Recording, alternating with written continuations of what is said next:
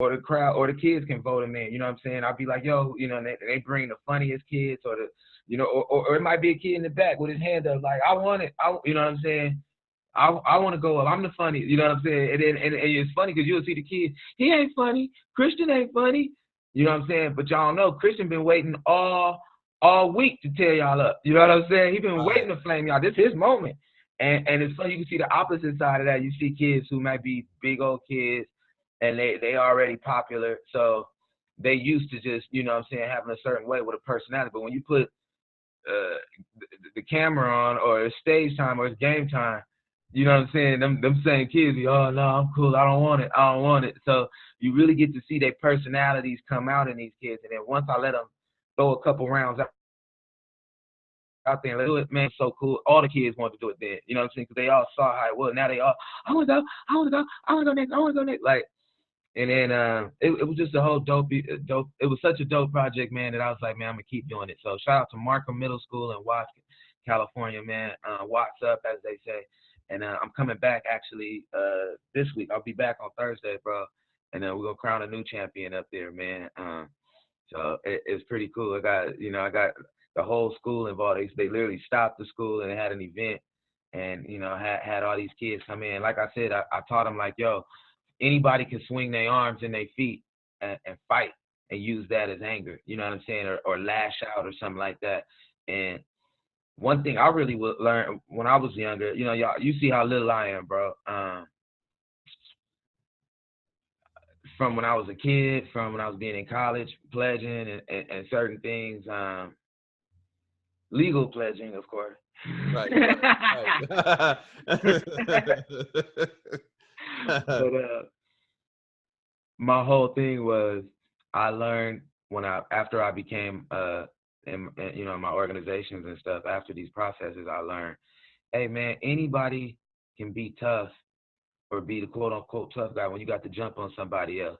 You know what I'm saying? Coach, you a big boxer dude, 6 feet tall or something like that. If I showed up with my boys and some guns and some weapons, when I got to jump on you, well, I could talk all the head I want to you then. You know what I'm saying? And slap you around and do whatever I want to you. And hey, I got to jump on you. So yeah, you big and bad, Brent.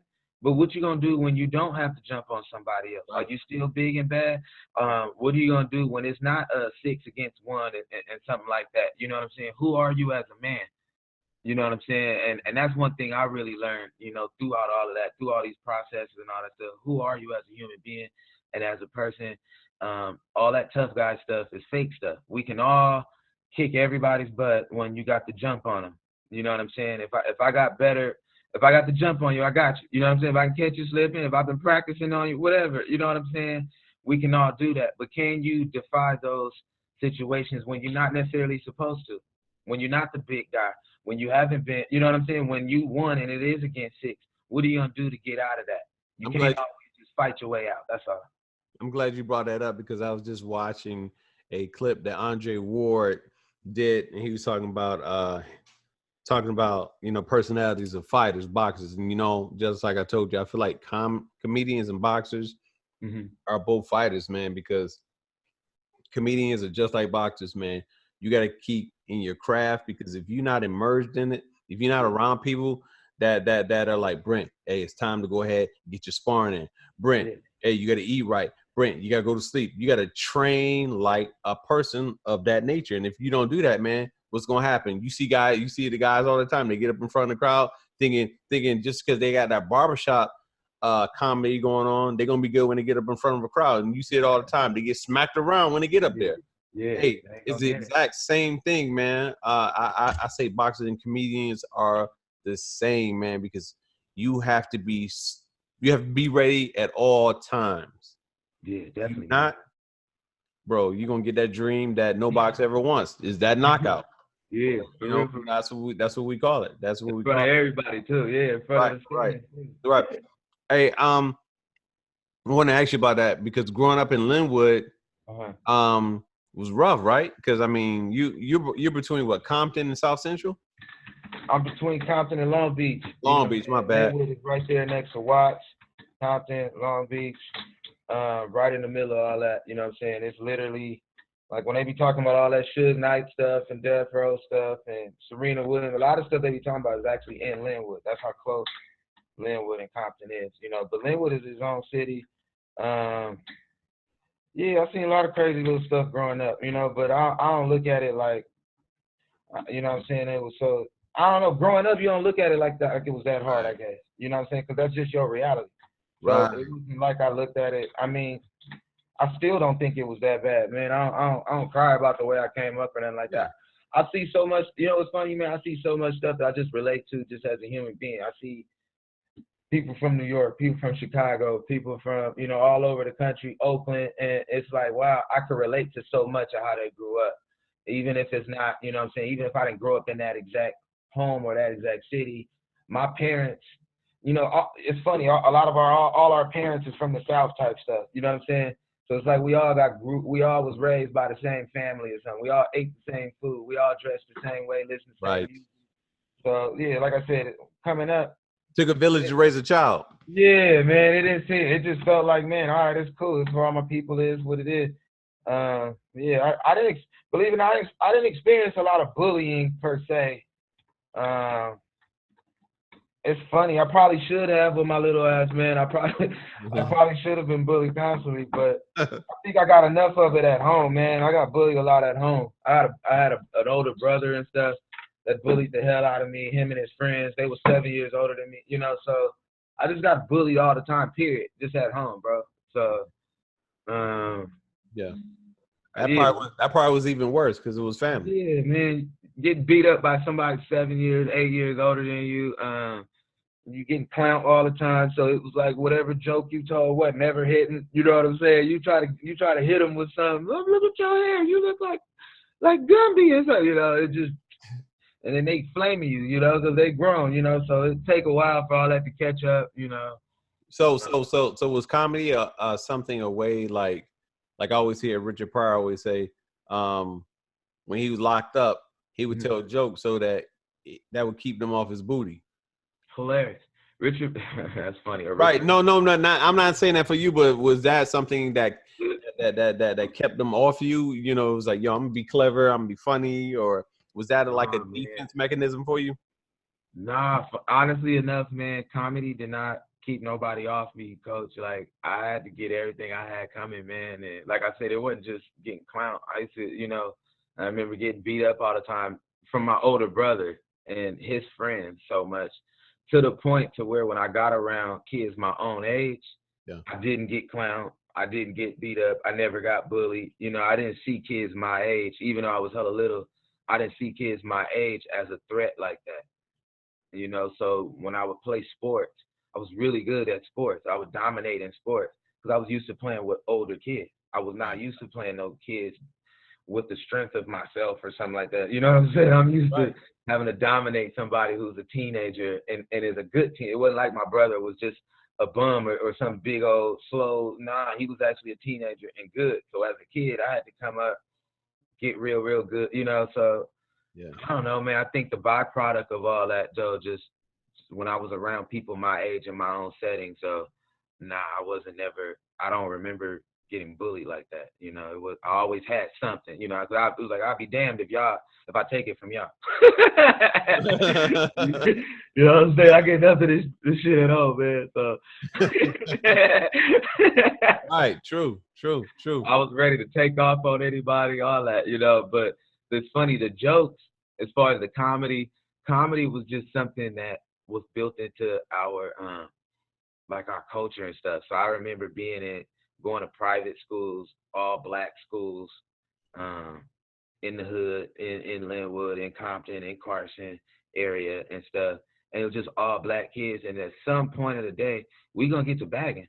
We would just do that. It was just a part of the day. Like, yeah, we're gonna play basketball, we play a little sports, but at some point, I just remember we would look forward to it too, man. Maybe it'd be at lunch or something like that, but it'd be a time where we sitting down, and I always was drawn to the cool kids. If I, you know what I'm saying? 'Cause I thought I was one of the cool kids, so I was always around the popular kids, and the popular boys gonna have all the popular girls. You know what I'm saying? So, and anybody and everything is a big macho competitive display.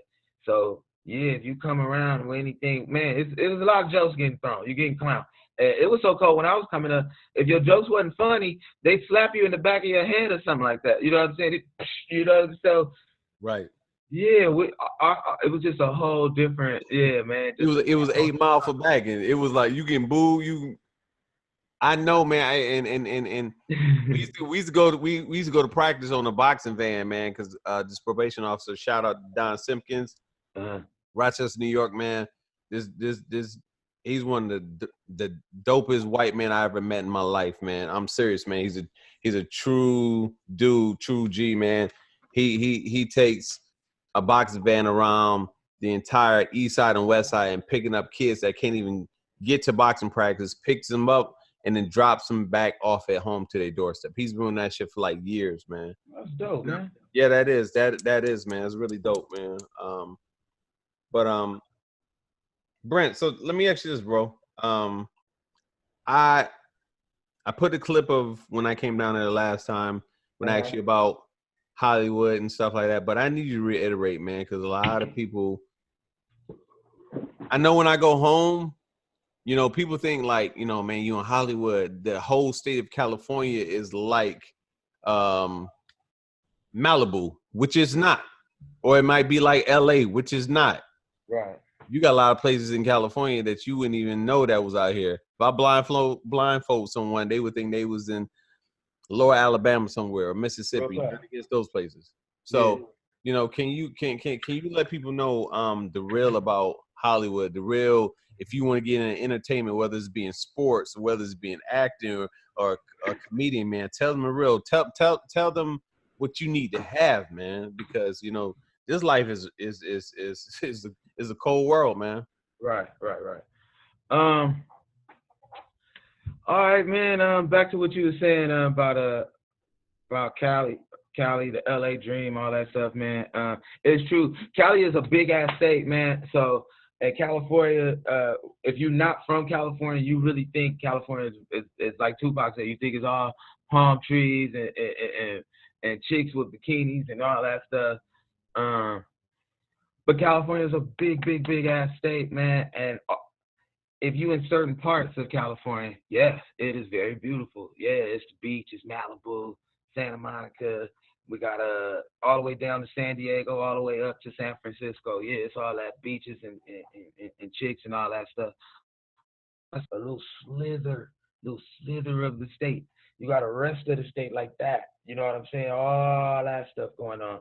And when you leave these big cities in California, or if you leave big cities like in certain cities, it's just like the rest of America, yo. Like Coach said, man, you could go. There's a gang of places. It's like 90% of California you wouldn't even know you in California.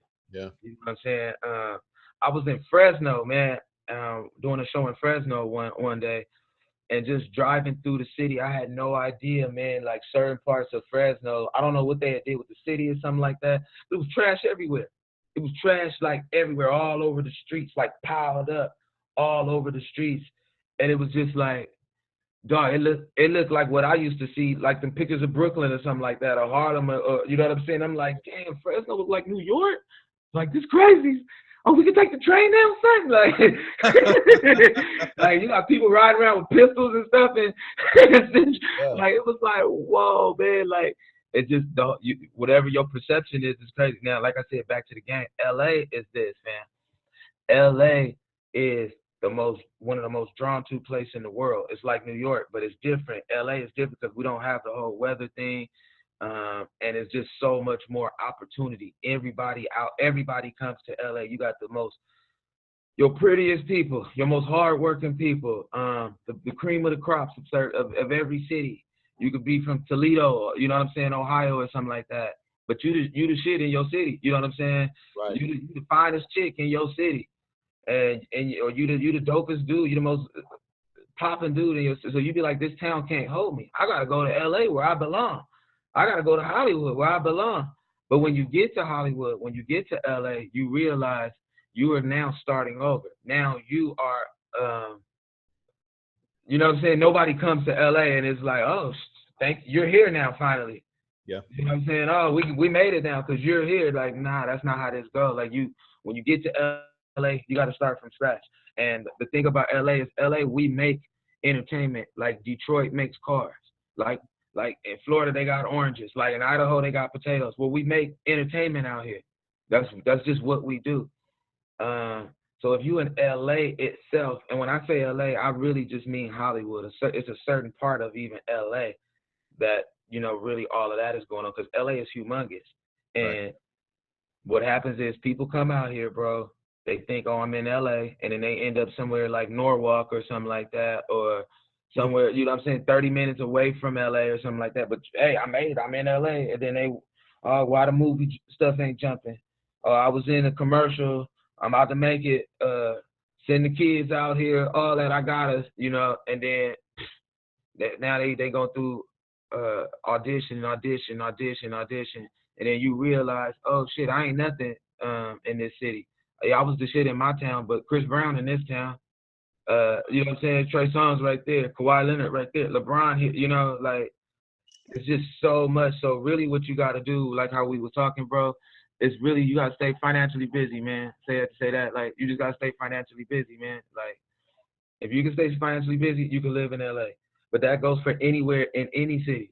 I could go to New York and I know nothing about New York. And if I'm up there playing and tripping and getting caught up on the glitz and the glamour, or I want to ride the train, or I want to go to Times Square and I want to look at everybody, well, you're going to get caught up. There's a lot of stuff there. You know what I'm saying? Yeah. But if you financially busy, you come out there with a purpose. You know what I'm saying? Oh, I come out here and this is what I'm doing. Well, you could make your money today. You could start making your money immediately. And that same thing in LA. Don't get sidetracked. It's like a big ass toy store here. Like that's the only thing I can say. Like most cities, I've heard of cities where they got like one bar in their town, or you know what I'm saying, or they got one spot where it's a club, or they got one sushi spot, or they got, you know what I'm saying. We have thousands of all these things, so there's no limit to entertainment, and you can always find something to get into. But at the end of the day, you still got to work, just like everybody else in the country. You feel what I'm saying? So let me ask you this. Being that you have all that access, are your odds higher for you to make it? Being that, I mean, for you to reach out to people, or are your odds higher for the bullshit? You know what's crazy, bro? It's weird. I'll tell everybody, your odds are greater coming from somewhere else to LA than if you came from LA, believe it or not. Because the only thing is we have an advantage of knowledge, and our perception of fame is different than everybody else's. Can you please elaborate on that? I want you to elaborate because when I talk to people outside of California, they don't understand. I'm telling them like that is a perception. I'm telling you, they ain't living like that. Trust and believe. Okay. It's like this. Okay, it's a two-part answer. The first part is if you're from somewhere else, your drive is going to be different than us. So that's why they have an advantage. They care more to do the shit. So let's just say there's a project Ice Cube is doing. I'm just using this as an example, okay? So let's say Ice Cube is doing Friday Part 5 or whatever. I don't know, whatever, and or whatever, Friday 4, whatever. So all these people get together, right? So you got a couple people from LA, and then you got some people from Atlanta, from New York, Chicago. You got people from Kansas, somebody from St. Louis, Well, those people that's not from here are going to try way harder than the people that are from here. Because I can go home at the end of the day. I don't really care what happened. I can literally just go home. They can't, you know what I'm saying? You got people that's really living in their cars, living on their homie's couch, living on the floor, doing everything. So this video or this movie or this podcast or this show, whatever they into, you know what I'm saying? It means everything to them.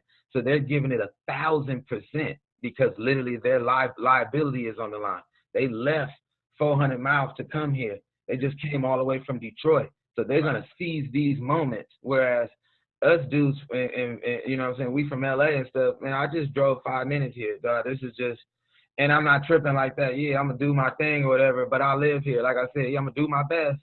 But at the end of the day, I still go home. You know what I'm saying? The girls, or whatever. You know what I'm saying? We don't really lose our whole, you know, everything or nothing like that. My world ain't shook. You know what I'm saying? Right. You know what I'm saying? Right. So, Right. it's still people love me around these streets. You know, but if I wasn't from here and then a failure might seem like, oh my God, you know. So The world energy is just different than ours, but the perception of fame is so much different because they come out here seeking and wanting fame and thinking fame is going to change them and thinking fame is what it is. Whereas the thing that they consider fame, we grew up doing already. We had Rolexes in high school. We drove BMWs in high school. All these, you know what I'm saying, wearing diamonds, chains, going to fancy hotels, going on trips, just doing all these elaborate things. LA people, especially LA kids, they do all this stuff already. You know what I'm saying? Like, so yeah, from that perspective, palm trees and all that. I mean, we don't stay in our little environment. We can move around. And once you know, a part of us is kind of flashy and got swag to it. You know what I'm saying? So it's kind of like everything that we do, we got to make it dope. We got to, you know what I'm saying? We got to we got to be a certain way to it. You know what I'm saying? So, hey, I'm gonna tell you, not to cut you off, but when I first got to Cali, we was in San Diego County, so it wasn't LA, but it was still Southern Cal. I'm in the club with my man. He from Orlando, Florida, and I'm from New York. We both chilling, looking. I'm like, dog, look at this dude here, man. This dude had a white T-shirt on, some tan khakis, some Chucks, and had a ponytail, and had one of the most beautiful women I ever seen in my life. Now on the East Coast, dude more than likely gonna be jeweled out, whatever the case may be. But this one I learned, like in Cali, it don't care. It don't matter what you make. Yeah. Or what you wearing, excuse me. You know what I mean? That's it. The playing field is open. Yeah, that's what I'm saying. So it's just a whole, like, we got this thing when ever since I can remember, if we saw a celebrity, you just say what's up to him if you care or not. You know what I'm saying? You don't even have to bother him. But if you really, really, oh, it's Snoop Dogg or it's Ice Cube or something, you know, then we go. It was like all LA dudes, you'll know it's an LA dude because they're going to come to you, hey, what's up, man? Appreciate your work. And then they're going to keep it pushing. Because LA, like you said, it's an open playing field. Yeah. We always thought, oh, that's Tupac, that's cool. But he doing the same things we doing. He had to get a platinum album to do the things we already doing. Yeah. You know what I'm saying? So it's just a whole different perception of that. Like, the things when we grow up, we want to do much other stuff while you know, it's kind of like, oh, they coming out here chasing that fame. We kind of already like you know what I'm saying, we already kind of did all that. So like, watch Nipsey, you see Nipsey, watch a Nipsey video or something like that, dude was clowning the whole time. It wasn't like, oh, he got on and then he started doing something. The dude was clowning the entire time. You know what I'm saying? He was showing how we live. Like, dude, you know what I'm saying? Like, so that's all it is. You get other people coming from other places and they ready to like die for this. They ready to die for that big house, that big car, you know what I'm saying, that gold chain and all that. We like, nah, it ain't that serious. Because you grew up in, well, you saw it, you've been around, and you already know from jump, you know, like, this is fake. Yeah, this is fake. It's real. You know what I mean? And I know so many people. Here's another thing. I know so many celebrities. They come out here. Here's the thing. I'm trying to say in English, bro. It's all a game. It's all a gimmick. When a lot of times, yeah, you had dudes with chains and Rolexes and bling, but they could also have fake ones too, just as easy. Or they might be a real one, but they stole it from somebody. You don't know how this person got it. You know what I'm saying? But oh, we're gonna do this because if I dress like this or I rock certain this, it's gonna get the certain type of chicks. You know what I'm saying? So Brent, that lane, you realize that the dude's fake, the chick's fake, everybody fake, and they just like you at the end of the day. We all, you know what I'm saying? Everybody the same. Everybody mama fat from Louisiana at the end of the day. So would you say this? Would you say this? Is it everybody got grandmama, big mama, everybody got big mama from Louisiana. Big and fat. I don't care. That's what I'm saying. So, look at Snoop shit, you know what I'm saying? Yeah, he balling, he rich. Man, look at his grandmama. Okay? Look at all of them. She just like your grandma, just like everybody else's grandmama. Yeah. They all big fat grandmama from the South, man. So right. Hey, all that shit don't mean nothing, man. That same chick that got the the eyelashes and the hair and the green eyes and all that, and she smelled good and all that. Guess what? She broke, bro. Or she ain't nothing. You know what I'm saying? Like, or even if she do got money, she's still a human being just like you are, bro. Yeah. So all that stuff, like I said, all of it is a game, fam. The game that we used to play in high school, people are coming out here as grown-ups willing to die for it, and it's a game. And I guess that's what I'm trying to say in English, and that's what you maybe wanted me to allude on. To us, all that is a game, bro. That it's a game. Fame means nothing. Now, making your money is something that's totally different. Like you said, that dude with the ponytail and the chick, he probably had more money than the most famous dude in I'm sure he did. So, and that's what it's really, you know what I'm saying? So, stay financially busy. That's really all it is. Or you will be on a train back to Georgia, or you will be on a train. You know what I'm saying? Like Gladys Knight said, LA will prove too much for the man. You know what I'm saying? Like, you gotta stay financially busy, yo.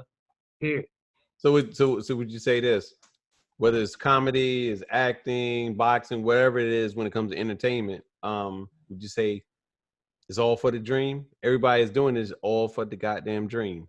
All for the dream. Whatever your dream is, whether it's spreading your comedy throughout the world, or it's me making $1 billion, or it's just this young lady and she's want to get out and sing. She's want to sing one time on America's Got Talent. I don't know. Is it all for the game? Is that the reason why we doing this, or we put up with the bullshit? That's what I want to know. We make entertainment out here, bro. That's the most serious way I could say it. We make entertainment out here. Like Idaho make potatoes. Like Detroit make cars. We actually do make stars out here. Yeah.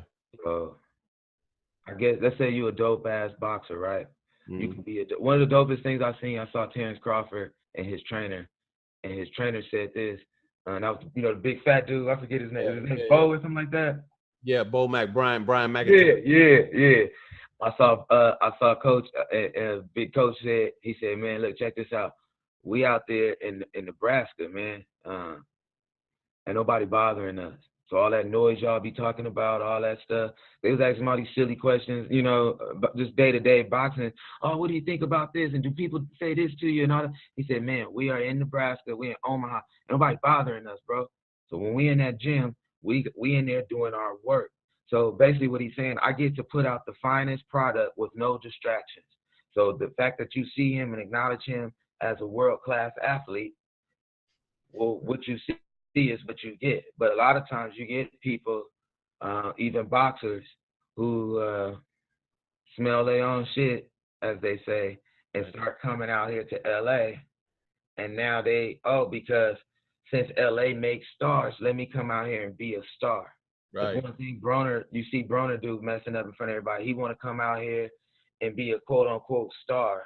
Well, you in the clubs now. Okay, prime example. Reason why people lose to the Lakers, because if you play the Lakers in the playoffs, you're going to be partying when you should be focusing. That is it. That's literally why the Lakers, anytime you see any team and it's like, oh, they got to play the Lakers or they got to play the Clippers or something like that, or they got to play the Rams, the other team is usually going to take an L because they're going to be partying hard the night before, because they're going to be in a city that they ain't been in before. It's like you just dropped into Disneyland. And so all the stuff you couldn't do all year long, it's like, oh, I can do it now. Let me get it in real quick. What time I gotta be back? 10 o'clock? All right, cool. And we got all that for you. So when you do get back to work, you tired, you drained, you half drunk, you sleep, you ain't ate good, you ain't did none of the things you was doing when you was in Nebraska, when you was working on your craft. You ain't did none of the things that when you was in wherever you came from as a singer, a comedian, a boxer, a basketball player. You know what I'm saying? That's why that's why the Lakers suck right now too, because you got a lot of dudes that didn't come up from LA. You got transplants that came to. Dwight Howard had a hard time the first time he came here because he wanted to party. Period. That's why Kobe was on his ass. You think that's changed? Well, the proof is in the pie. You see these last guys, these last Laker rosters, the last couple of years, it's been hard for them. What's the dude, Brandon Ingram? Brandon Ingram, he had a hard time. Lonzo Ball, he had a hard time. Right. Because now for the first time in your lives, you guys are extremely, extremely famous. You can't just go play basketball and go home like you used to. You know what I'm saying? It's a totally different thing. And like I said, this is LA, so everybody, we make stars out here. So everybody's gonna want to make a star off of you, Stokes. You bring little champ out here. You know what I'm saying? Please believe somebody gonna be all over him, all over him, all over. We want to make a movie out of him. We want to do this out. Well, now, okay, you speeding up my money. I was working real hard to be a dope boxer or be a dope comedian or be a dope singer and working on my craft. I wasn't getting no money in Houston like that. I was just, you know what I'm saying, getting what I could here and there. But now they about to give me $500,000. They about to give me, $200,000. Now I'm about to get $1 million. So they speeding it up now. So Right. now you letting people do things and you working with people that you wasn't working with in Omaha. You know what I'm saying? Hold on real quick. Tina! Yo! You get your phone, please? I'm doing a podcast. All right, go ahead, bro. Hey, no, that's funny that you said that because I saw my wife show me a clip. I know you probably saw it of two guys that you worked with, Kevin on Stage and Doughboy. Yeah. About a chicken sandwich. Have you seen that? Yeah, I've seen that. Okay, well, I don't get in religion like that, man, but I do believe in, being spiritual, and I do believe what he said. A lot of times this has happened to me many times where I'm complaining like, God, why can't you just give me something? Give me a lead on something. And then when he does send something, I'm too proud to be like, I ain't taking that. You know who I am? Or, they should offer me more. Yeah. And God is sitting back laughing like, nigga, you can't even take this. I'm just giving this just to see how you're gonna react. Then you mess things up, and then you know what I'm saying, for the long run that may never ever come back your way again. So have you ever dealt with that when it came to this game, man? I've learned, man, you got to take control of your own destiny, man. So many people come out here and they think it's trust me, man, I'm a very God-fearing man, very spiritual person. I'm not in church every day, but I mean, I'm extremely spiritual, man. Yeah. That's what it's about. I get all that. I heard Lou Nail say this a long time ago. She said, man, it's amazing with a little bit of hard work and a push from God can do. You know what I'm saying? But you got to put that work in yourself, man. Yeah. A lot of people come out here and they think, oh, it's all about luck, or it's all in being in the right place at the right time. Oh, man, this person was in the right place at the right time. That's how he got this. Or this person, they put the money machine behind him or the Illuminati behind him, and that's how they got in. People fail to realize the time and work and effort that these people put in. Floyd Mayweather is a great example. As dope as Floyd Mayweather was, he showed up in L.A. He didn't live in L.A. like that. Not when he was boxing. He was always in Vegas. He was always in Vegas. Mm-hmm. Why? Because that's his solitude. Yeah, he'd come out and clown and throw a couple money and play because he was tricking everybody. He knew how to play the game. Right. I'm going to come out here and show my flashy cars, show some flash to you to let you know, hey, this is how we get down and we can play. But when he goes back into his gym, you feel what I'm saying? He ain't fighting with silk boxing gloves on, and you know what I'm saying? Nah, he's in the gym in the doghouse with it, and he got a whole little fortitude, little solitude out in the desert somewhere where, you know what I'm saying, he can concentrate. And that's what it is. Wherever got you to where you are, if you care about your craft, do that. And then if you want the money, well, yeah, you can get the money, but stay focused. Stay focused on how you got the money in the first place, because like going back to what you were saying, you can get things, like God can bless you with a situation, but if you're not ready for that situation, that's a you thing. That's not a God thing. That's a you thing. God may be revealing it to you, but that's still a you thing. There is no, entertainment is all freelancing, yo. So ain't nobody owe you the next show. They don't owe you the next project. You know what I'm saying? You got to put that work in to where somebody would want to work with you for the next thing. All the stuff that, shout out to all the ADD dudes. All the stuff that we did work, we were all legit entertainers. We wasn't like we was just rookies just walking in and just learning on the job. Like we were all already established comedians, established actors and entertainers, you know what I'm saying, to where everybody trusted each other. Yeah. I trusted Dope Boy. I trusted, you know what I'm saying, the people that I was working with. Like, oh, you know what I'm saying? Because I've seen, and they trusted me. Right. We've seen each other, you know, put that work in. So, like, you know, when the machine, or like when people want to invest and put money into your craft and your talent, that is a good thing. There's nothing wrong with that. But the same thing, stay busy. Stay what got you there. Work on your own stuff.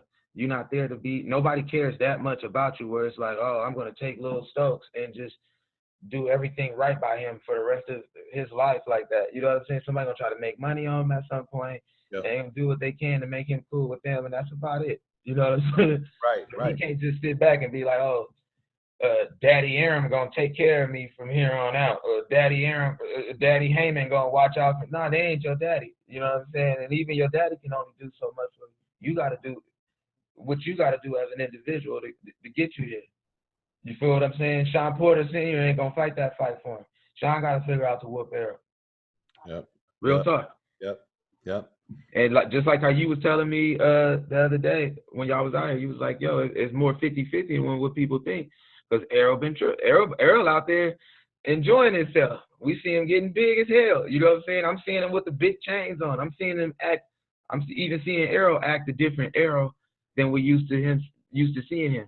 That Mikey Garcia fight he had, man, that looked, I ain't gonna lie, man, I ain't want to do the conspiracy. Y'all know the boxing game more than me, man, but low-key, that looked like a setup, man. That looked like you done talked to his daddy or something before the fight, and y'all done shook hands and had some pancakes and some tacos and was like, yo, I'm with my son too bad, man. We gonna get this bread, let him do what he gotta do. If he get his in, get him in, but man, goddamn, you know what I'm saying? Hey, let him come home to us at the end of the day. He's like, I ain't gonna, okay, Pop, I ain't gonna do it too bad. And then I don't know why I'm making him sound like that. And then he go out there, and they went out there, and it just looked like sparring, man, like a good little sparring match. You know what I'm saying? It's cool. I've seen Floyd spar a couple people up for a check, but at the end of the day, I see why, okay, they seen Crawford might be pound for pound now. You know what I'm saying? It's kind of like they taking that away from, they kind of taking that away from Spence. It was at one point, it was like, yo, Spence, but hold on, man. Hold on. We ain't really seeing you knocking out people all year long like you supposed to, bro. You know what I'm saying? I can't remember the last time you fought Kell Brook now. You know what I'm saying? Right. And Triple G helped you with that. You know what I'm saying? Real talk. I just learned about an eye socket, yo. Like, that's a cold little deal right there. Ain't no telling what. Triple G done did a lot of it. Kell Brook probably still had nightmares about Triple G. You know what I'm saying? Anytime his babies come around, good. Stop it. You know what I'm saying? You know what I'm saying? So I need to see Errol get some fresh ones off, man. I don't know. Right now, though, man, I gotta say, hey, Crawford looking like Crawford and Lomachenko looking like pound for pound right now, bro. I think Lomachenko killed that this past weekend. He won, but he didn't win in the fashion that he thought he was going to win. When you talking about Bud stopping people, stopping cats, and that's just it, man. I mean, he's number one on my pound for pound. All right, it's the only thing I can say though, and you know what I'm saying. Who is Bud's toughest welterweight opponent? For me to even say, I get pound for pound this, but it's hard for me to even totally give you the whole welterweight crown yet, because you ain't whooped no welterweights yet, bro. Even Errol, I could look back and be like, yeah, well you got Kell Brook, all right. So, and Kell Brook got Sean.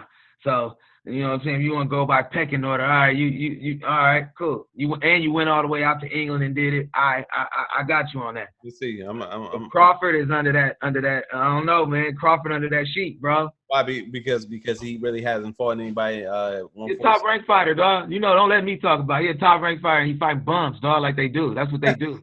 That's what they do, man. Or you don't like. They don't fight bums until it's money time. Aaron fan.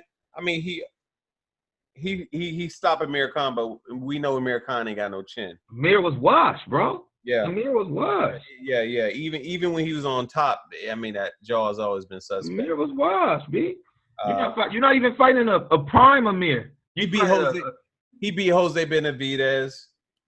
He stopped him. One top welterweight that he beat, bro. He stopped Jeff Horn. Name one top welterweight he beat, bro. That's a laughable one, bro. Right. No. But Jeff Horn just got knocked out by Jeff Horn just got knocked out. He did, but Jeff Horn did beat Manny Pacquiao. He did not beat him, but I'm saying he did not beat Pacquiao. The judges beat Pacquiao. Australia beat Pacquiao. That man just lost to somebody with a Z on his name. So let me ask you this. Let me ask you this then. He fights Mikey Garcia. Is he gonna go the distance? But it shouldn't go the distance, but it might because Mikey Garcia's defense. You think it's gonna go the distance? Mikey Garcia know how to last in a fight. He does. But Terrence, there were times in that Spence fight where I was like, yo, you can take him out. I felt like I'm like, yo, Spence, yo, you can put your foot on the gas pedal and you can take him out. Because there were times where I'm like, yo, he seemed like he didn't want to fight no more. Because they didn't make that negotiation. I think they had that little talk, bro. I think they had a nice little talk. I ain't saying that it's impossible. Right. I'm with you. Errol should have did, but he didn't do it. He didn't. But I think Bud got more dog though. Man, Errol whooped Mayweather, bro. He whooped Mayweather? Errol whooped Mayweather. In what? Mayweather now or Mayweather in his prime? Mayweather in his prime came out and said, "Man, gave me good work. He was fresh out." You smoking right there? Hell no. Prime. He wouldn't know. Right when he was fighting, when he was training for Hatton. When he was pretty boy. No, he's money made in. When he's money made in, but he was prime Floyd though when he fought Ricky Hatton. Errol Spence. Hey, everybody, you watch this podcast. Errol Spence gave him a black eye. Everybody watch this podcast. Errol Spence gives Floyd a black eye. Google it, y'all. Do your research. Oh yeah. I mean, but that can happen. That can happen to any. And Floyd said it himself. He said, "Man, the boy gave me good word. Good word. Oh yeah. Good word. He don't say it about nobody. He said he gave me good word." But he's not gonna beat a young Floyd. Errol against a young Floyd. I'm gonna put that up. And I'm gonna see what people say. Errol put hands on Floyd. Nobody. I don't think Crawford can beat a young Floyd, old Floyd. No, I don't think Crawford beats no version of Floyd Mayweather. I don't. I don't know if Crawford can beat Pacquiao. I don't know. I don't know that, bro. I don't know that. I ain't seen it. I don't know, bro. No, Manny ain't gonna beat Bud. I'm just saying, I don't know, bro. Why you ain't? I mean, I don't know. Bud is a switch hitter. Bud can fight right-handed and southpaw, and you don't even know. So he can knock you out with either both hands, man. And very high ring IQ, very high. Hey, you remember when he beat Gamboa? And when he beat Gamboa, they was talking about Gamboa in the same passage with Floyd during that time. Gamboa was wrecking everybody. 126 pounds. I'm just saying though, but he wrecked him. He wrecked him, did he not? He was, and the dude was lighter than him. The dude was coming up a division to fight Crawford. These are little guys. I'm just saying, he ain't had no fights like where he came and fought a big. You know what I'm saying? I put it like that. I seen Errol Spence sparring with Jamel Charlo. Twin Charlo. Yeah. They got footage of him where they in there cracking. And Charlo big as hell. Charlo big boy. And Errol in there yakking it, backing him up. Yakking it. I ain't saying Crawford can't do that, but I don't see these stories of Crawford. That's all I'm saying. I don't know. He don't get these fights. He fight bums. And oh no. You can't say those guys are bums, bro. Crawford fighting bums. No, that's what I'm saying. Come on, man. Yo, you calling Jeff Horn a bum? He's not a bum. Amir Khan is not a bum. Yes. You on that level? Come on, man. Jose okay, look. Is not when I say bum, Molina Jr. is not a bum. Felix Diaz was not a bum. They're not elite fighters. They're not in the elite top four. None of those fighters are top four. None of those are top five. None of them. None of them are top 10. So none of those fighters are top 10 fighters. So we're gonna talk about that, and we're gonna talk about Lomachenko because Lomachenko is known for fighting and beating up smaller guys. But this weekend he fought my man from England, Campbell. Huh? Luke Campbell. And it was difficult. He even admitted he got hurt. Yeah, but Luke, he is, and a gold medalist. I mean, the dude can fight. I'll give Crawford that fight when he fought what was that the junior welterweight fight. He fought the tall African dude. Forget his name. Victor Postal. Nah, he fought an African dude and unified the belts. Wait. You said Crawford? Yeah, Crawford fought a dude. That was for the when he unified the junior welterweight. Oh, you talking about Thomas Delorme? I thought he fought an African dude, bro. Yeah, Thomas. Yeah. Oh no. Yeah, brother.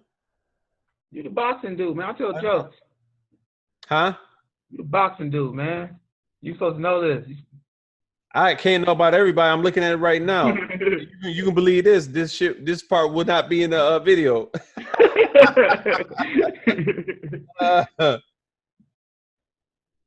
Oh man, bro. It's not. I'm on this box Rex, where it shows all his fights. It's not showing. Jeff Horn, Amir Khan, Jose Benavidez, Julius Ndago. That's who it was. There you go. Julius Ndago. Yeah. That was a good fight. Dude was he was a tall dude, but still, I mean, these dudes was fighting at 130, 135 or something like that. So you want to see what he can do with bigger guys? Yeah, indeed. I want him to see what he can do at welterweight. He's been a welterweight for about 2 years now, and he hasn't fought a serious welterweight yet. Is that a legit question? Well, is it his fault that if you are a legit welterweight, you don't want to take that L? A lot of them scared to fight him. I hear all that. High risk and very low reward. But you knew what you were doing when you signed with Bob Arum. Of course. Well, not just Aaron, but everybody. It's the game. It's everybody. It's everybody. They all getting fucked in some way. Come on now. They getting that money, but I know dudes that have got money and they sit their ass up on the shelf and it's like, you done signed this contract and you ain't going nowhere. You can't go nowhere. I feel like Floyd set the motto, man. Floyd set the whole little you know what I'm saying, the script of how you supposed to do it, man. Floyd was like, because Floyd was with Top Rank. No, yeah. Doing the same thing with Floyd. He wasn't getting no big fights. That's what they kept saying about it. And Floyd manned up and was like, you know what? I'm going to do what I got to do to get out of my contract and take control of my own legacy. Yeah, he started dealing with Heyman, but Floyd was never known as a PBC fighter or nothing like that. No. Floyd, you know what I'm saying? Floyd ran his own deal and got his own fights and chased his own legacy and took those. Yeah, you could say he had, you know, took some soft touches here or there or whatever, but he also made sure he took them fights that you respected him on too. You know what I'm saying? Okay, that was his motto. I remember he's always say, man, you line him up, I knock him down. Right. Line him up, I knock. You put him in the ring, you know what I'm saying? I don't care who they are, what their name is. It's going to be the same results. You line him up, I knock him down. And that was him that chased that De La Hoya fight. Yeah. That was him that chased that, you know what I'm saying? That was him that chased that Pacquiao fight. Hey, very, very smart brother. The way he marketed where it was like, what is the greatest day to Mexicans? Cinco de Mayo. And he will fight on that day. And they're gonna come out and pay regardless because they want to see him and we'll fight to lose or a few that want to see him win. You know what I'm saying? Right. And he would fight the top Spanish-speaking boxer in the world at that time. In the world. Market, and see, these are the things like that's why I'm like, yeah, okay. I heard somebody say, I heard them talking about. I think it was Ward that said this, man. When they were talking about Loma and Crawford, and he basically broke it down. He was like, yo, Loma had 400 and something amateur fights, so we could speed him up and put him in a championship fight on, you know what I'm saying, his first couple fights, whatever. Like, we could speed him through the process because he's already, 400 something fight. He already, you know what I'm saying, like that. So we can go through. We watching a grown man still fight boys. Yeah, he's pretty much a professional already. Yeah, we watching a grown man just beat up on boys still. Yeah. But in Crawford's case, he don't have that huge amateur background like that. So they're slowly walking him through these championship, you know what I'm saying, dealings like that because he's so young and he don't actually have that huge experience like that. So to be calling him pound for pound and all that, that's I'm not knocking his skill. Potentially, I'm with you on that. Potentially, yeah, he potentially could be, you know, pound for pound the best, you know what I'm saying, out there. But I just haven't seen him do. I ain't seen you put that album out yet, dog. We talking about it, but you ain't put your demo. I seen the demo tape, but you ain't had your album out yet, bro. Who, Crawford? Yeah. Crawford? Man, what are you talking about? He got like 2 or 3 platinum albums. You forget this man unified. Junior, middleweight. Okay, well check this out. Do what Floyd did. Fight them Canelos. I understand what you're saying. So on your record, when it comes to Brent Taylor, you're not pound for pound, but with Coach Stokes, you definitely pound for pound, brother. You could be pound for pound, though. No, you know what? Don't know yet, Croft. No, you know what? Hey, I'm gonna piggyback. This one I'm gonna tell you. When it comes to this sport, man, you can have a world champion. You can have a world champion in your hands. You can either ruin that guy or you can take him along slowly. And you're in the same way with comedy, man. You gotta take your lumps and your bumps, man, and you gotta learn from that. It's a learning experience at the end of the day. That's all it is. You getting up in front of somebody for 2 minutes, vice you work in a room for 20 minutes. Mm-hmm. You got to take the lumps and the bumps. And I say this, man. Coaches, man, out there, don't rush your motherfucking athlete. Yo, take it slowly. You know what I'm saying? If you sparring your kid 4 or 5 times a week and that's working for him, that's fine. If I'm sparring my kid 1 time a week, but it's building on his confidence, ultimately, that's what you want to have ultimately. You want to be able to put a product out there, and I don't want to say product, but you want to put, for me, a well-conditioned athlete. 80% of this shit is all mental, man. Mm-hmm. You know what I'm saying? So if you can get out there mentally, no matter what, because like, I was listening to something Andre Ward said. He said, you can have a great camp. But if you going down that corridor and something knocks you off the wrong way, you're done. Right. And you got to reel yourself back in. So that's what it's all about, man. Ultimately, getting that person to that position where they're not afraid to do anything, man. And that's how I'm doing training, man, because I want to train people. It's a marathon. It's not a race. Mm-hmm. You know, I'm sorry to go off in a tangent like that, but I had to go good, bro. Because, you know what I'm saying? I was talking to a couple of coaches that's doing that, man, right now. And it's like, you are going to ruin your athlete. Yeah. You're going to ruin them, you know what I'm saying? They either going to get burnt out, they're going to be done with this shit, or you know what? They're going to come, it's going to hurt you at the end where it's going to be like, you know what? I'm going to quit right now. I'm going to quit a point in time in my life where, you know, I know this is going to hurt him a lot more than it's going to hurt me. Fuck this. I'm done. And walk away from it. Right. But I just feel like competition is still competition, bro, and it means something. And oh yeah, without doubt. That's just like if you know all you know boxing, man, and you know all the hitters, all the hit men is about to go and they about to go sign over here and be with this organization. But you say, no, I'm not gonna sign with them. I'm gonna go with this organization just so I don't have to even fight them. Right. And everybody I fight, yeah, I'm the champ over here, and everybody keep looking at you. Oh, he's the best in the world. But you know, dog. You know what? Hey, if you really want, let me kill it. So chance to go out there and whoop him. So let me kill it then. But Brent Taylor thinks that you need to go ahead and get away from Top Rank and go sign with PBC and get with all the. Because if Sean Porter win this month, guess who could pound for pound now? It's gonna be Sean. And I mean that, bro. If Sean whoop Errol Spence, sorry, bud. I mean every bit of that. If he whoop Errol Spence, Sean Porter is pound for pound in that class, yo. You don't think that they could work out like a partial, like a PBC / Top Rank thing where they come together for that make that mega fight? You don't think they can do that? They could do that. They've done it before in the past, but that's something you got to demand. One thing that I do know about fighters is a lot like entertainers. You can't be hiding behind your manager, bro. Your manager do what you tell them to do at the end of the day. At the end of the day, yeah, they got all the this, that, and the other, but I ain't never heard a manager on earth that can make a boxer fight. Right. You just do whatever you want. You put a gun in my head. You cannot make me get in that ring and throw these punches and get punched in the head. I have to still want to do that. I have to still want to beat this dude. Gotcha. You know what I'm saying? I just told my manager recently, yo, you can't, certain things y'all can and can't do to me. Y'all cannot make me walk on that stage and be funny. So is it? You know what I'm saying? I don't have to perform for y'all. I perform for me. So let me ask you this. Just like I was just explaining about boxing, man, anything can throw you off. Didn't Pacquiao leave Top Rank? Huh? Didn't Pacquiao leave Top Rank? Come over here and fight them boys? He did. He do what you want, bro, at the end of the day. Yeah. Yo, there's always gray. And I learned that, especially coming out here to California. You can make anything happen. It's just don't turn no money down. They don't turn money down. Oh, I ain't seen them turn no money down yet, fam. Crawford, you playing, bro? You playing, Crawford? Real talk. That's all I gotta say. Crawford playing. He trying. You know what I'm saying? You know what time it is. So let me ask you this: has there ever been a time where you've witnessed somebody die on stage? Bomb or die? Bombed. Excuse me, bombed.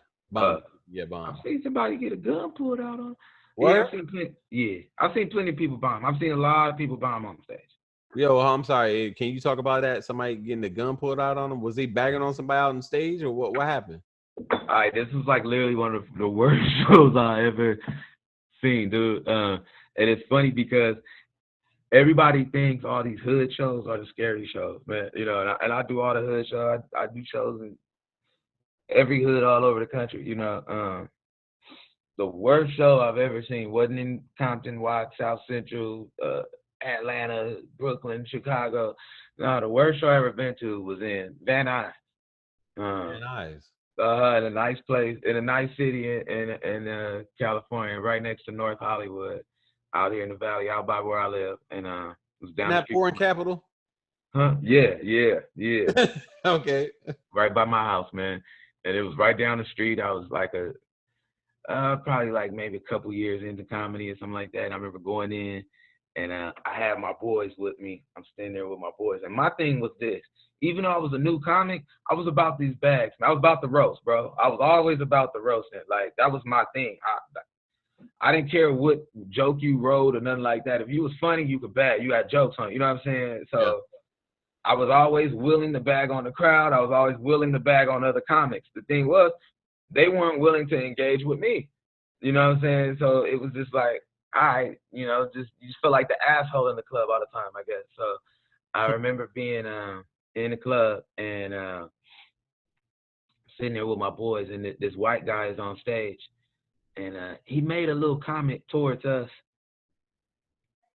It was something corny, you know what I'm saying? Hey, what's up, Kobe Bryant and LeBron? Or it was, something stupid like that. Like, it was like it wasn't that bad, you know what I'm saying? But it was just like, dude, in my mind, I'm like, man, leave us alone, bro, because I'm about to go up.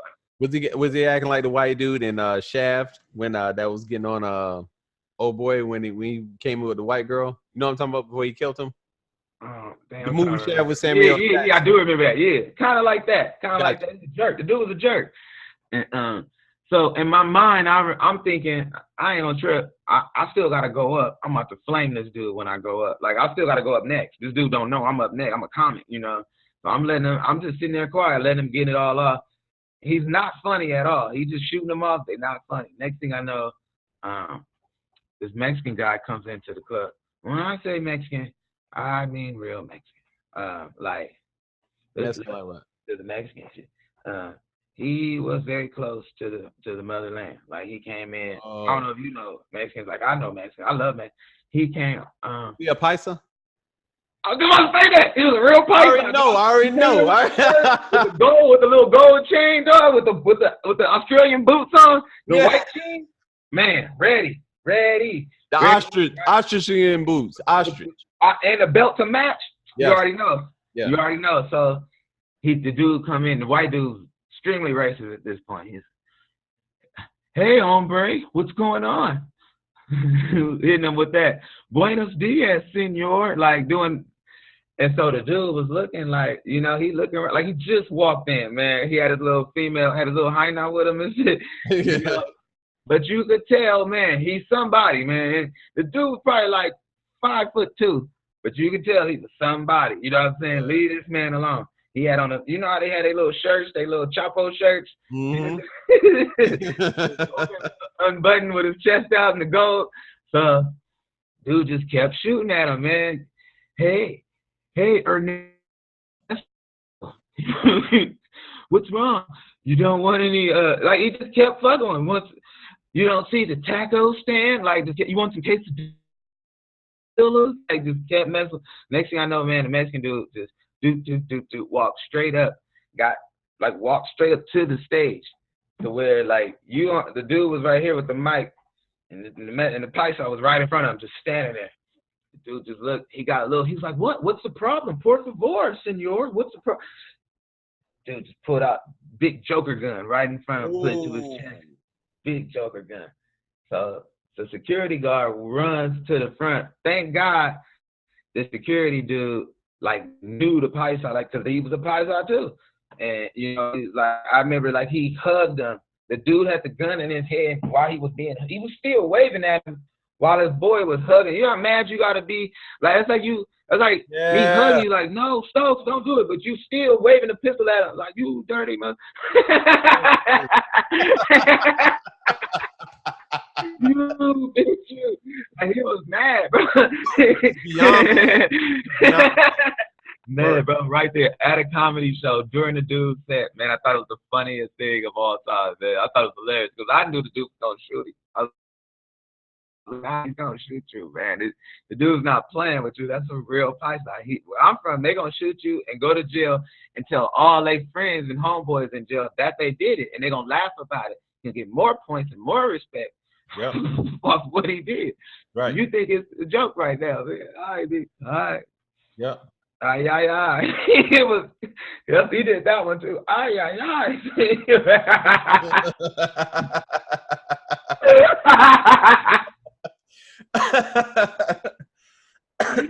This shit was hella racist and hella funny, bro. Like, it's like, dude, you about to get shot, bro. Yeah. Hey, man. Hey, I hear that you are one of the top people they're looking at for the Cat Williams story. Can you tell everybody your love for Cat Williams? Truly, like, is he your favorite comedian? Cat Williams, yeah, man. Cat Williams is definitely my favorite comedian, man. I got a weird. That's funny, man. You know what's funny? I tell you, man. I ain't never told nobody this. When Cat was coming up, man. This was like right around Friday. I wasn't doing comedy. I was just a regular guy, just being cool out there, just sowing my wild oats. Okay. Honey bunches of oats. I was out there getting it. I thought I was the man, bro. And I remember like this chick I was talking to, she told me, oh, I can't talk to you no more. I'm like, what do you mean? And she was like, I got a dude now. And I'm like, who's your dude? And she was like, he's a comedian. His name's Cat Williams. I'm like, Cat Williams? And like next Friday it just dropped or something like that. Or Friday after next it just dropped or something like that. Like the movie that he in, you know. And I remember like, bitch, you fucking Cat Williams? Like I'm going crazy. And I remember she like slowly breaking it down to me, like, no, yes, I'm doing this and nothing you can do about it. I'm one of his hoes. I'm one of his I'm one of his girlfriends. Wow. Yeah, like it was like, and I'm sitting there like, how this nigga pull this off, bro? Like she like, you know, like matter of fact, on Thursday, I'm going down to San Francisco. I'm gonna be with him all weekend. You know, I was like, dog, and had a straight conversation with me. So it's funny, be like, it was like, was she legit? Was she legit? I mean, she was. Hey man, hey, hey. Was she a legit one? I mean, was she a legit one? Was she one of the ones where you be like, nah, well, fine, I don't care. Hey, bro, where I'm from, you always gotta have that attitude. Where I'm from. Yeah. Sadly enough, man, for real, man, I know it sucks, but you kind of gotta have that attitude, like, yo, hey, man, it is what it is. You know what I'm saying? You give everybody an opportunity. You know what I'm saying, when they there, but if they don't want that opportunity, you know what I'm saying, I don't put nobody on no horse, bro. Like, she was a cool person. I ain't here to build them up. I ain't here to knock her down. You know what I'm saying? That's all. I ain't here to count. Oh man, she wasn't shit. Oh, fuck that. I ain't gonna do that, dude. Like, you know what I'm saying? Like, yo, it was what it was. And then, like I said, I had never experienced something like that before. I was probably like 19, 20 years old. You know, I was extremely young, and hey, man, it was what it was. So later on in life, I started doing comedy. I don't know, man, it's probably like 8-9 years later or something like that. Then I become a comedian, and I'm starting to do my thing or whatever. And of all people, I started watching Cat Williams. I started watching his stand-up. So I started watching a lot of stand-up and stuff. And the dude was unmistakably funny, man. The dude was, you know, he was number one. He was where Kevin Hart is now. That's where he was at. You know, he was the number one dude when I was coming into the game and stuff. And it's like, if you're gonna watch how to do comedy, or if you want to watch a real stand-up special, he's the dude to watch, man. Because I mean, from beginning to end, the dude was hilarious. And somebody like me, I'm a little dude. You know, you always compare yourself to somebody you look like. You know, I remember I got cousin Teddy Ray. He loved watching Biggie Smalls and all that stuff. You know, but I get why. You know, Right. it's like you see, okay, if he can do it, I can do it. You know. I always thought I was too little to be on TV, or I always thought I was too black or too ugly or too whatever, you know. So you see somebody like that getting off, and you like, damn, ain't nothing holding me back, you know. But the dude was amazing, and well, it was one of those things for me. It was like, especially at that time, he was the number one guy. So it was like one day, man, I got. That's where I want to go as far as that lane, as far as success. Like that's how good you can be at comedy. You know what I'm saying? Like, wow, I didn't even know you could do all this just off being a stand-up. Like, man, this dude's dope. So I remember being in a club one day. I'm at a show at the Comedy Store, and you know, I'm doing my thing, man. I'm killing, getting these jokes off, killing. And it's like the belly room, which is like a dark room upstairs in the Comedy Store. And I'm having a good show. And I remember I get off, and I see somebody come and just grab me real hard and put like they did one of these, like shook my shoulder and stuff, you know, like you know, like you win a game, after you win the game, they like, yeah, you did it. So I'm literally thinking like, oh, this is one of my cousins or my nephews that came out to my show, you know, and didn't call me. Cause they real hood, you know, and ghetto, and they would do something like that. They would come, you know, you did it, you know. So I couldn't see, it was dark. And I looked closely, and it was Cat Williams. And I was like it was like a dream, you know. I'm like, Cat, is that you? You know, he was like I was like, Cat, man. And then like once I saw him, I lit up, you know. I was like, oh shit, hey Cat, man, hey, what up, man? Hey, my name's Brent Taylor, man. I didn't even know he had saw me on stage. I just, you know what I'm saying? I thought that he had just walked in the room. So I'm like, yo, what's up, man? I'm Brent Taylor, man. Yo, I fanned out in front of him, you know. I watch all your shit, man. I just finished watching your movies. He was like, the pleasure's all mine. The pleasure's all mine. You did a hell of a job up there. You was doing a hell of a job. I watched you. Craig was watching you. I looked behind him, and it was Craig Robinson. It was like him, Craig Robinson. Oh man. Yeah, and I want to say it was one more. I think it was three of them. I want to say it was another comedian. And sure enough, he did have bitches with him. Like he had like the rest of the row was like a bunch of chicks that he had with him. You know what I'm saying? So he was really about that. Yeah, the dude is hella cool. That's the cool part. It's like, it's weird because that's why, be honest with you, that's why I kind of really went away from all these impressions and shit. Like, the dude actually is a hella cool dude. And I went up, I did, like, I told, like, a couple stories about it on stage or whatever, and it kind of blew up. I did a skit or two, or I did a Cat Williams impression or something like that, you know. But even though I'll be clowning and stuff like that, I'm still a real one, man. I done sent the stuff to dude. You know what I'm saying? Even if I do something, you know, I'll send it directly to him. Hey, man, I did a Cat Williams impression. I'll send it right to him. And dude, hella cool. He'll hit me back. You know what I'm saying? Cat, you know what I'm saying? He'd be like, oh, good shit. Or every once in a while, he'll just hit me up. I see what you're doing, blah, blah, blah. You know what I'm saying? Yeah. And it's just now it's kind of just a distant camaraderie. You know what I'm saying? I've gotten to the point where I learned so much about this game. I'm about 9 years in now. I'm not at the point where it's like, oh, Cat, I want to open for you. I'm not one of those comics no more. Yeah. You know what I'm saying? Like, nah, I'm the competition now, bro. Like, I'm on tour myself right now. September 12th, Phoenix, Arizona. You know what I'm saying? Good deal. I'm on tour myself right now, so I'm not trying to open for other people while they're on their tour. You have a residency there, right? Excuse me? You have a residency there, correct?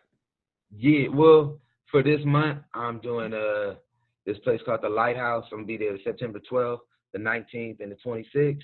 Yeah. And then in October, I'm going to be next door to the Arizona Cardinals Stadium. It's this place called Stir Crazy. I will be there in October 26th. I'll be there. And then November, I'll be in Oakland. Okay. Yeah, then December I got a big arena show. Man, I got some stuff for y'all, man. I got some stuff, man. Where you gonna be in Oakland? Where at? Tommy T's? Tommy T's is in. They got one in Pleasanton. Yeah. That's in Pleasanton. I'm doing a show in Oakland. Me and I get all the details. My manager was just telling me about it, but I know for sure I got a show in Oakland. I think it's December 16th. December 16th. Okay. Yeah, let me know, man, because me and the wifey will definitely be there, man. That's Okay. right up the road from us. Okay. Definitely, man, for sure. Oh. But yeah, man, that's all, man. So watching somebody of I don't know, man. It just became personal. That's all, man. It came a little personal, like came from that to, and then hey, it's a small world. Let's just say, you know what I'm saying? We're even, Cat. I'll just say that. You ran across one of his? We even by now, bro. So.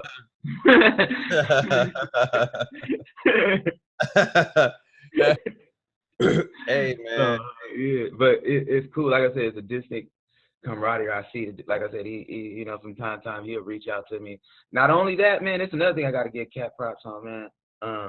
When I was coming up, I had this show in LA called The Family Room, and it was a big deal to me because it was like the dopest show, one of the dopest underground shows in LA. And my thing was, man, I wanted to have the biggest comedian in the country come to my club. And shout out to Teddy Ray and everything. He was hanging out with Cat during that time, man. Cat actually came through and showed love. You know what I'm saying? This was like when he was at his peak still. You know what I'm saying? When he was still like that dude, you know what I'm saying? He was doing $1 million shows and stuff, and he just came through and showed love and performed. You know what I'm saying? He came through. It was a big deal when he came, like everybody. And it was like right after that, I started noticing he was more, he would pop up locally a lot more. You know what I'm saying? Before then, I didn't really know of him doing stuff like that. But after that, it was like he really started popping up locally more of that. So it was like, man, shout out to dude. Dude is you know what I'm saying? He didn't have to do that. He didn't have to pull up. You didn't have to pull up in the Hummer, bro. Shut us down like that, man. You know what I'm saying? But you did, man. Shout out to. So like I said, what started off on some competition ended up being inspiration. And like I said, now I will consider it more just on a distant camaraderie. If we see each other right now, I ain't saying like if he see me, he gonna jump in my arms and be like, "Oh, Brent, I love you, Brent. I've been waiting to see you all this time. Brent, please come over here. Get in the car. Let's go. Come on, nigga. Let's ride. Ride with me." I ain't saying all of that's about to happen, bro. 9 times out of 10, like I've seen him since then. You know what I'm saying? He'll do something like pop up, take all my friends somewhere. They'll go on the road, do some shows. I'll be still sitting there, post. You know what I'm saying? Like, but I don't look at it like that. I always look at it like, dude, it's camaraderie. Like, dude, y'all. You know what I'm saying? It's respect, B. You know what I'm saying? Hey, so I want to ask you this, and can you tell your Kevin Hart story? Hey, man, that's messed up, man. Hold on, let me grab my little lemonade real quick. Hold on, I'm gonna give you Kevin. I'm gonna give it to you. Hold on. Kevin Hart.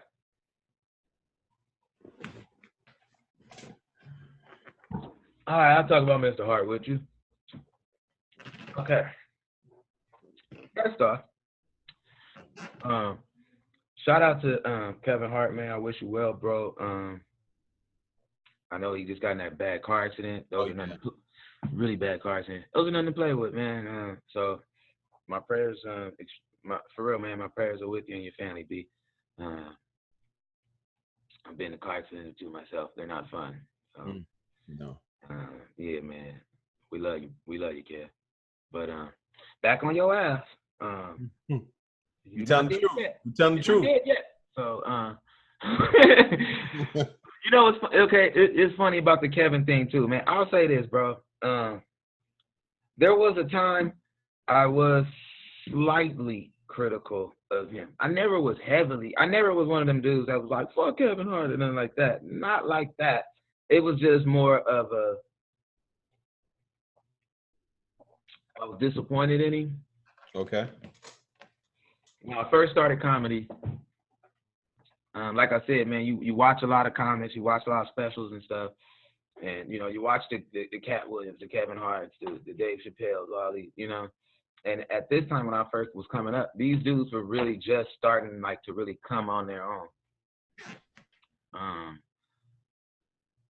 Like Kevin, like I remember when his first big stand-up special would drop with all that say it with your chest type stuff like that, and everybody was talking about that, and he talking about his uncle and all that stuff. Oh man, it was great stuff. And I remember I just watched it for like an hour or two, just sitting there just watching, and like, man, this dude is really good, you know. And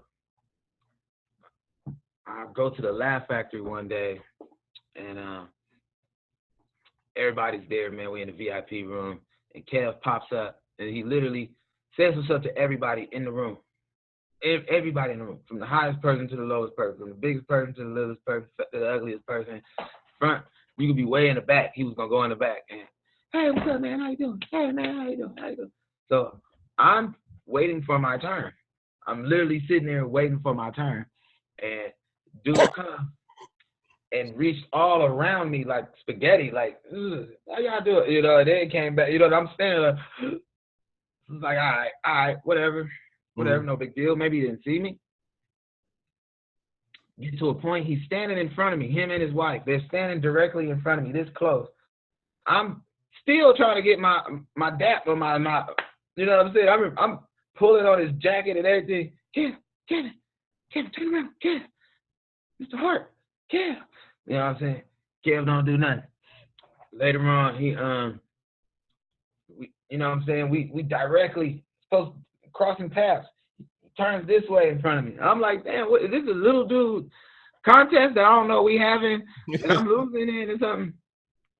And I see him in a couple shows after that, and dude had his bodyguard around him and stuff, like, and it was like big shows that it was like, in my opinion, bigger entertainers were there. You know what I'm saying? Like, and they didn't have bodyguards like that. Like, why is you doing all this? Like, it came to like a regular little LA comedy club with like bodyguards and stuff, you know what I'm saying? And it wasn't like we was in the hood and nothing, like, it was like just regular spot, you know? And for a minute, I guess I was just disappointed in it. Once again, people come out here and they see the fame as like the fame is important, and they make, you know, they really go hard and push all this fame stuff. But to be honest with you, from a comic, I'll say this about Kevin, man, because this is where I'm at with it now. And since you got me on podcast, this is my opinions have really, especially me openly talking about him, dude, have really matured when it comes to somebody like Kevin Hart, because I get a lot of criticism myself. We all do as entertainers. It's like this, bro. Just like how you was getting on me, and you was like, is John Mulaney a bum? No, Brent. Is Amir Khan a bum? Like, basically in English, Brent, they'll whoop you. You know that, right? Why, if you calling them a bum, they would thrash you. The worst boxer would beat the snot out of an ordinary person. The worst of boxers. The person that you would look at on Showtime or pay-per-view, and you'd be like, man, I hate this dude. This dude, I can't stand Deontay Wilder. This dude sucks. He's a bum. This dude would knock your head clean off. That's why you're watching them and they're not watching you. Right. When you like watching a basketball player, the worst basketball player will whoop you by 100. That's why he's in the league and you're not. So when it comes to Kevin Hart, raise your hand if you've made more people laugh than Kevin Hart. You feel what I'm saying? Raise your hand if more people have sold tickets or bought tickets to watch you make them laugh than Kevin Hart. If you can't do that, then you might want to change your perspective on Mr. Kev.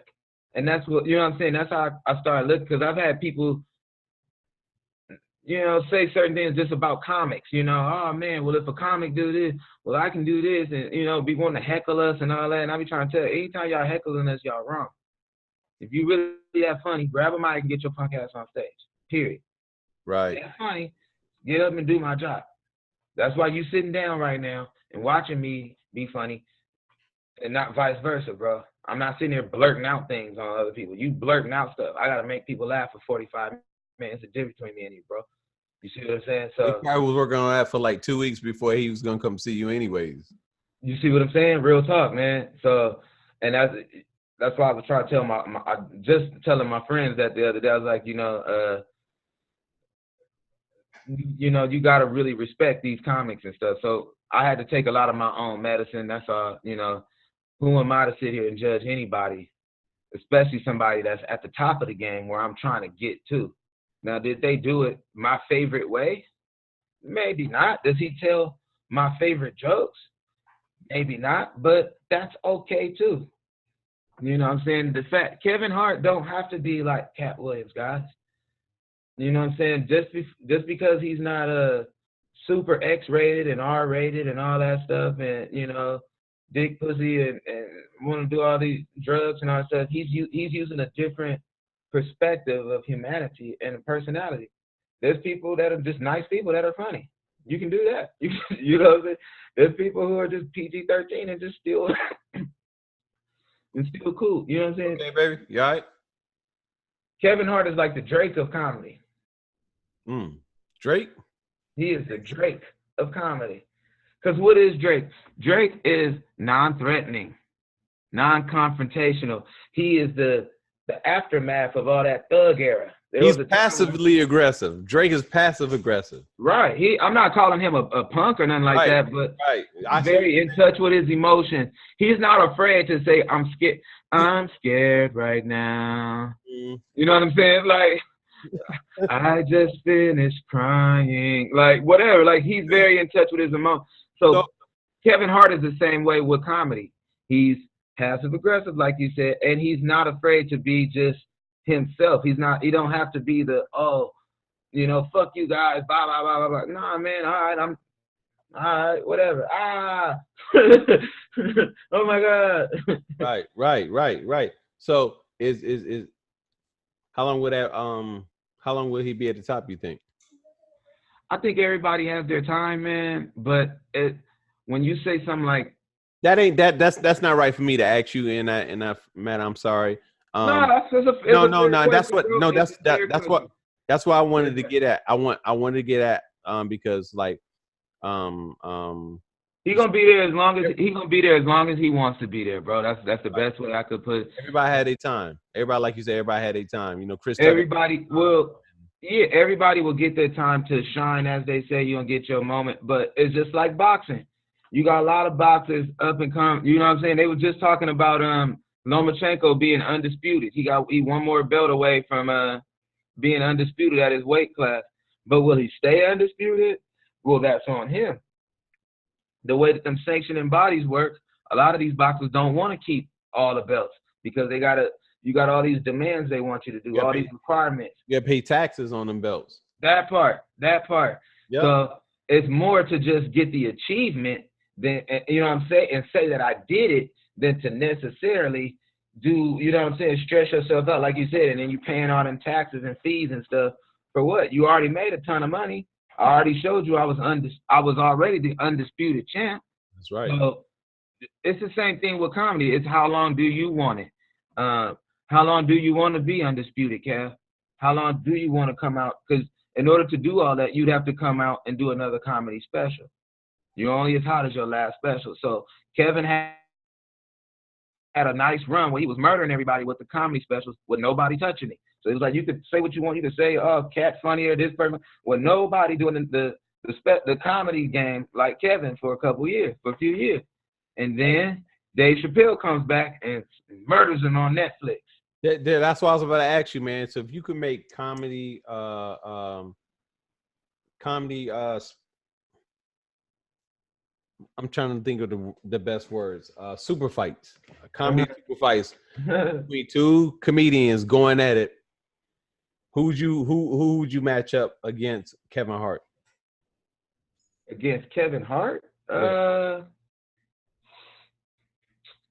This is all your show. This is all your show right now. So you matching people up. Mike Epps. Mike Epps. That's unique. I feel Kevin Hart and Mike Epps are on a closer level than people would acknowledge. Really?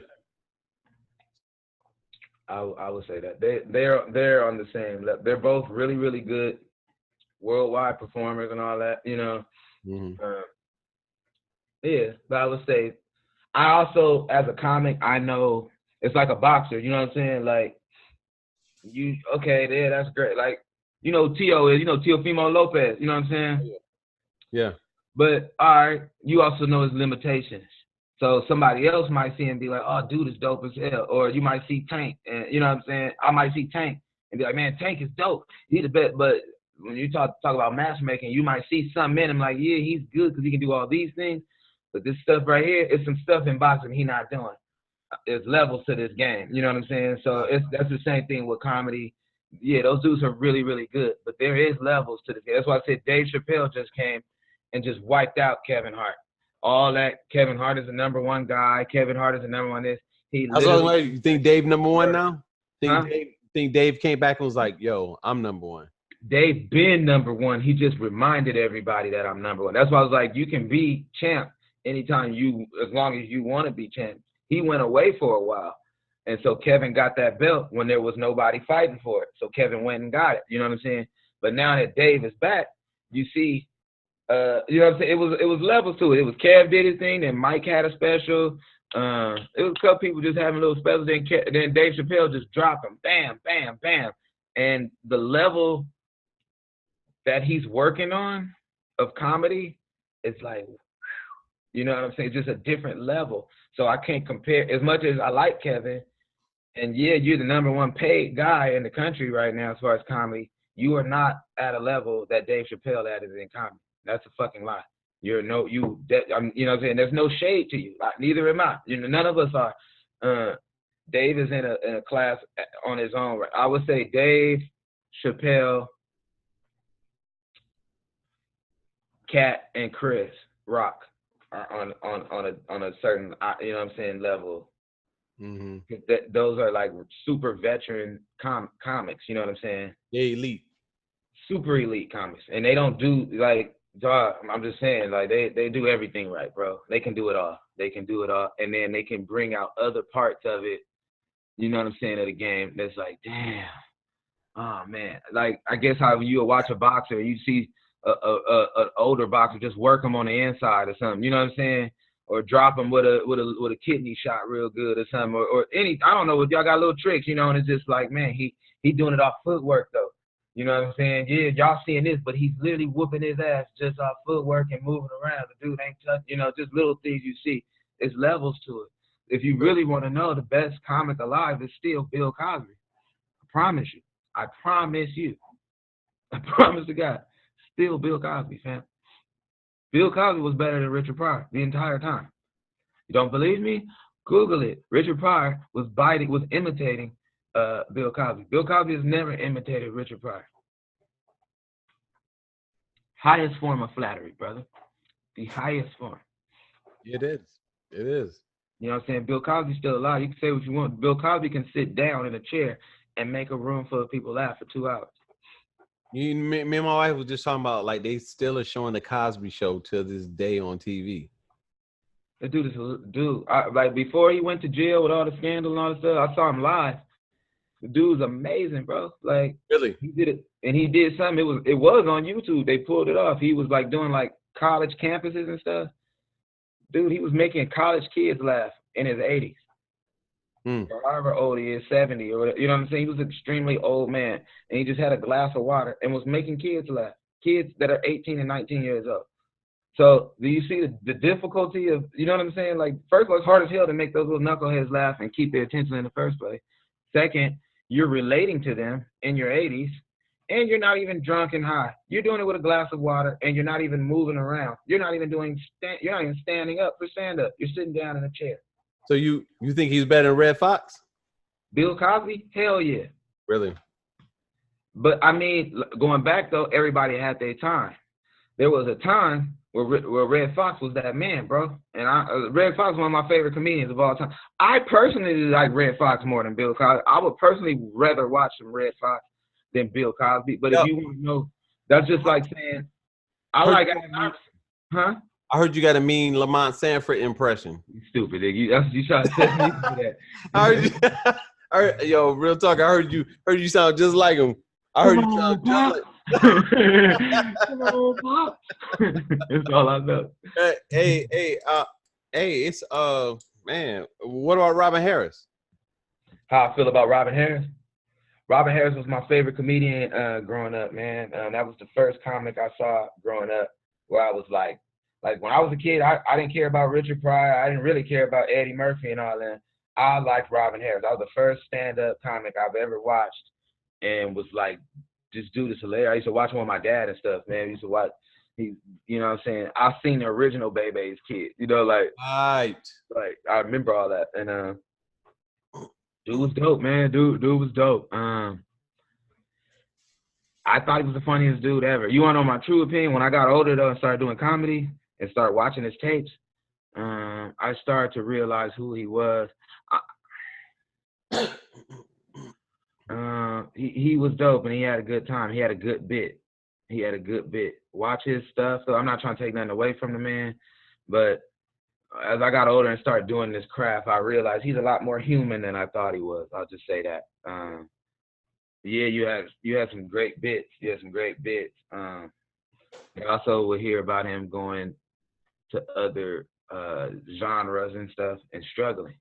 You know, you go and doing different demographics and struggling.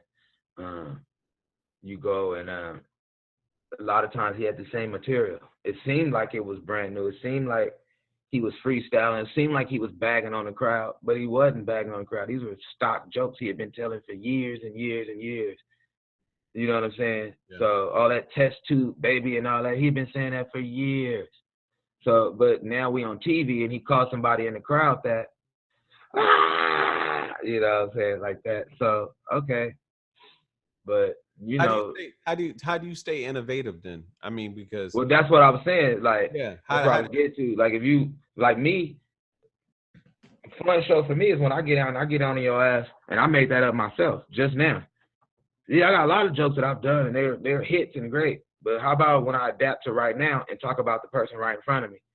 Whether they white, black, Asian, Mexican, you know what I'm saying, young, old, whatever, adapt to that crowd. That's one thing that we learned from Richard Pryor. That's why they say Richard Pryor is the greatest comedian, because that's one thing Richard Pryor would do.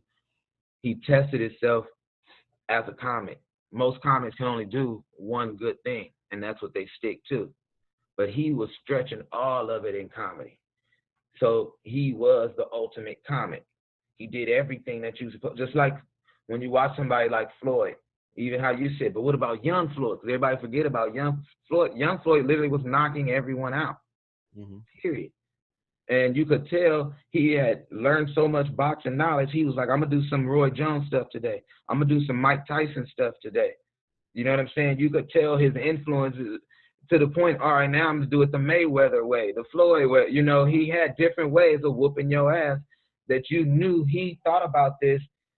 He intentionally did it. You can watch him. He's beating everybody different ways. When he beat Canelo, he beat him a totally different way. He wasn't dancing. He was standing right there with him. Just beat him to the punch. I'm just faster than you. I'll just beat you off speed alone. To the point the boy was confused. He didn't want to Canelo didn't want to drop his hand. He was just getting touched. It was a boxing clap, you know. You watch him fight Pacquiao. He hugged Pacquiao so much at the right time. Pacquiao could never do his Pacquiao stuff to him. He kept wrapping him up, let him go. Wrap him up, let him go. Wrap him up, let him go. At the end of the round, I done hit you 15, 20 times, and you ain't hit me yet. And he did that over 12 rounds. So that was a different way of beating it, you know, like, so. If you a boxer, you love stuff like that. Like, oh man, I love how he did this. Now he's taking the time. When he fought McGregor, we all know he could have whooped McGregor's ass in the first round. But he played with him literally for half a fight and then beat on the boy. Since you say the boy can fight and he can bang, I'm going to really just beat on the boy. No boxing, just bang, bang, bang, you tired. You know what I'm saying? So Richard Pryor would do that with comedy. He would whip this motherfucking comedy and go through all the. I never seen nobody like Robin Harris do. Robin Harris didn't do that. Once I learned what comedy is, you know what I'm saying? Robin Harris didn't whip this comedy like that and just go through all of it like that. He did one thing really well. So I can't say he the greatest and all that. I loved him. He's one of my personal favorites, yes. But when we talk about pound for pound comedians, I mean, honestly, bro, stand up Cat Williams. And I'm not just saying that because we cool or halfway cool. It's Cat Williams. Look at the man's record. Look at his, you know what I'm saying? The dude got 6, 7, 8 albums, you know what I'm saying? Just specials, and they fire, and it's different stuff. and they fire. Yeah. Yeah. You got a lot of good comedians. They got like 2, maybe 3. Dude got over 5. You know what I'm saying? That's just fire off stand up alone. Eddie Murphy, love Eddie Murphy. I think Eddie Murphy is the dopest comedian. Now here's another thing. When we talk about these levels, Eddie Murphy may come back and shit on Dave Chappelle. We don't know. They say Eddie Murphy's supposed to be coming back. We don't know. All I know though, just like the Crawford reference, I can only judge you on what you put out. So you a great actor, and as far as greatness, you are great. But as far as that stand up, you stopped after Raw, and you was 21 years old or something like that. So I can't put you up there with Chappelle. I can't put you up there with Cat Williams. I can't. You know what I'm saying? You only got 2 a lot of ring rust. And you only did 2 specials. Them niggas did 5 and 6. I don't know how I feel about him playing Dolomite, man. I saw. Oh my god! I think it's gonna be hilarious. Bro, I saw it. Yo, I'm gonna support it. I love Dolomite, but I'm just what don't you like about it? I'm just the lines. Those lines were made for Dolomite. Those are authentic. Can't nobody else say that. You know what I'm saying? Like, you rat soup, honky eating motherfucker. Those type of things where I don't know, man. I don't know. And I love Eddie. I love Eddie, man, but I don't know. I don't know if anybody could play Rudy Ray. See, that's the thing. He ain't playing Dolomite. He playing Rudy Ray Moore. Yeah. And I for that part alone, I got so much respect and love for it. Like, dang, you doing Rudy Ray Moore? Because I love Rudy Ray Moore. I love the whole Dolomite shit. And it's like, wow, you giving him a shout out. You doing the story about him. He needs somebody to tell that story. So is it gonna be perfect? Nah, you Eddie Murphy. You're not him. But I know one thing. Eddie Murphy is funny, and he gonna make it funny. He gonna put his own twist on it. I don't think he gonna do him dirty. That's all. No. I would never say that. I think they got the right man to do it. Definitely, without a shadow of a doubt. I'm waiting to see how they're gonna do this. Coming to America too, man. Because I don't even know who's gonna be in it. I heard Lou Nail's in it. Heard Rick Ross. Then they have the whole original cast. The whole original cast too. Except for the mom, she passed. Yeah, everybody but her. But James Earl Jones gonna be in it. Arsenio, the big head chick. The one he married. Yeah, man. Is it Heather Headley? Yeah, Sharon Headley. Sharon Headley. Whatever. Something Headley with her big ass. Yeah. Yeah, so I mean, Eddie working though. He's doing a lot of stuff, man. He's doing a lot of stuff, bro. Hey, man, I just want to tell you, man, I appreciate your time, man. Man, we've been on here for like an hour, 2 hours. Cool. Yo, man, so I appreciate it, man. Any and everybody that want to follow you, can you let them know your social media outlets? For sure, man. You can check me out on you can go to Google, type in Brent Taylor Comedy, go to Instagram, comedian Brent Taylor, Facebook Brent Taylor, YouTube, Brent Taylor Comedy. I'm a comedian, so if you want to see some funny stuff, type Brent Taylor Comedy, you're going to see a bunch of funny stuff that everybody on right now. The hottest stuff in the country right now. They buzzing. We buzzing right now.